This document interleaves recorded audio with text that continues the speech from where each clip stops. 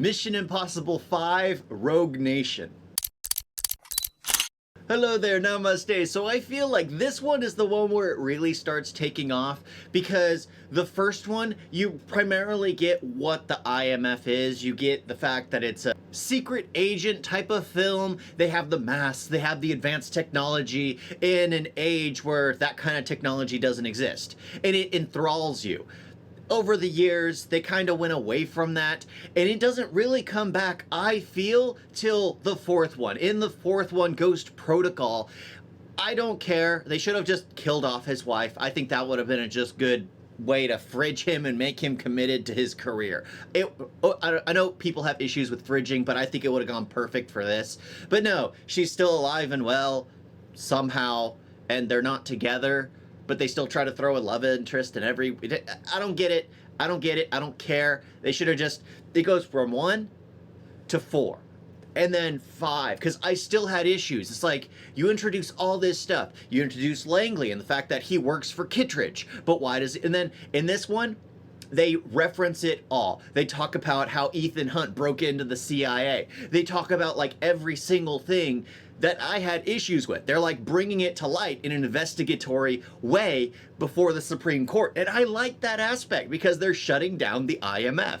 And again, the things that make these films enjoyable is the fact that Ethan Hunt is alone. He has a small crew of disavowed people because, well, if they fail in their mission, they are disavowed. They are considered, oh, they were not ordered to be there. They're off the reservation. They're doing their own thing. And that's what makes these work. When you introduce in 2, when he could have asked for help, but he didn't ask for help because he's a member of IMF and they ordered him to be there, there is no disavowed nothing. It's just he's allowed to ask for help, and no. But this one seemed to have the perfect balance. You have Jeremy Renner, who's more like the level-headed one, the structured one, who's kind of like, no, we can't do this. It's just, it's your imagination. We can't meet this. You have Benji, who's the playful one, and then you have Ethan Hunt, who can see the end goal, who can see how to get there, even though it sounds crazy. How are you gonna win when you're giving the villain everything he wants? Well, you give him everything he wants while having him chase you for the last bit. And that's what I like. I like this one because it kind of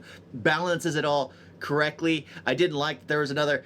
They always get rid of the female character and introduce a new one each film, because let's be honest, this film is made for guys, and you always need to have a revolving door of new female characters. You can't have a reoccurring one. They just have to always be a new female character. But I like how it kind of continued from where the fourth one left off. He's introduced to hunting down the Syndicate, and in this one he's hunting down the Syndicate. And he's basically fighting his counterpart. And I like that. It's literally a version of him that has no morals and was broken by his own actions. The fact that he just kills and kills and kills and kills. And it seemed like his handler, Atlee, had no moral compass. So in Ethan Hunt's situation, sure, he was around people that had no moral compass. I mean, he had Jim in the first film, who was the one who taught him everything, but was the traitor to begin with.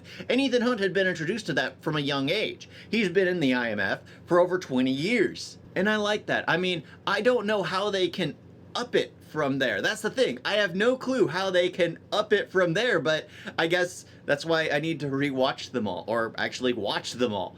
And then I'll be like, oh, okay, that's how we get to this film. That's how we get to this film. That's how we get... In the beginning, they didn't connect at all. They were all standalone films. From 1, 2, and 3, they're all standalone. It's not until 4 where they actually reference the first one, and I guess the third one, where it's like, oh, okay. The second one would have been a great sequel if it would have been more grounded, if that makes any sense, in these overly scientific or overly advanced type of espionage films. But I will say, the one thing that pissed me off kind of made sense at the end, because it's the typical cliche where the bad guy leaves their arch nemesis alive. But the reason why he did it was he wanted to manipulate Ethan Hunt to get the thing he wanted, to make sure he kidnapped or stole the information from the Prime Minister. The reason to do all this, and Ethan Hunt was okay with doing all that, because doing all that actually freed the CIA of, oh, you know what? Let's actually allow the IMF to exist. It's just, all that stuff works so well, and I'm like, okay, there's a reason why the bad guy walked away. And the way they talk about how no matter what, even if she tortured you, even if she let you go, even if this, everything would have ended up going back this way. Yeah, because Ethan Hunt is a one-track mind. He's getting revenge for the member of his team who was killed as he was found out that he had been betrayed. And I enjoy the fact that everyone's kind of betraying everyone. You have Jeremy Renner, who's betraying the CIA, but pretends to betray Ethan Hunt to the CIA, but we already know that's not gonna happen. You have this Ethan Hunt who looks like he's going mad because he can see things that no one else can and everyone else is questioning him. You have all of that in this, and I gotta say, I absolutely found this amazing. I had so much fun with this film. It's after the first one, this is probably my favorite. So basically it goes again 1, 4, and then 5. We'll see where it goes from there. Does it keep shooting up or does it drop back down? Thank y'all for watching. Talk to you next time. Toodles. You guys got a video?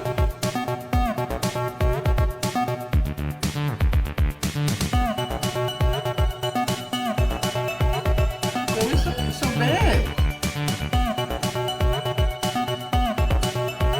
And don't forget to like and subscribe. Wait, wait like that.